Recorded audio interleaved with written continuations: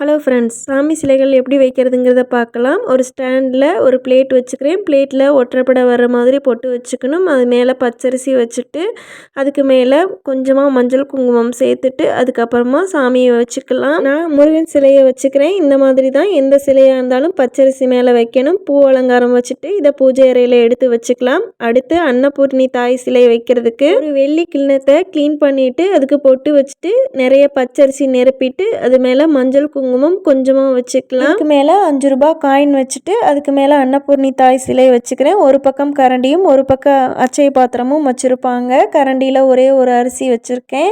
அச்சய பாத்திரத்தில் அக்ஷத அரிசி வச்சுருக்கேன். ட்ரை பண்ணி பாருங்கள் இந்த டிப்ஸை. அதுக்கப்புறமா பொட்டு பூ அலங்காரம் முடித்ததும் அப்படியே பவுலோடு எடுத்து ஸ்டாண்டில் வச்சு பூஜை அறையில் வச்சுக்கலாம். அன்னபூர்ணி தாய் சிலை முன்னாடி காமதேனு சிலை அம்மாவை பார்த்த மாதிரியும் வால் பகுதி நம்மளே பார்த்த மாதிரியும் இருக்கணும். ட்ரை பண்ணுங்கள் இந்த டிப்ஸை.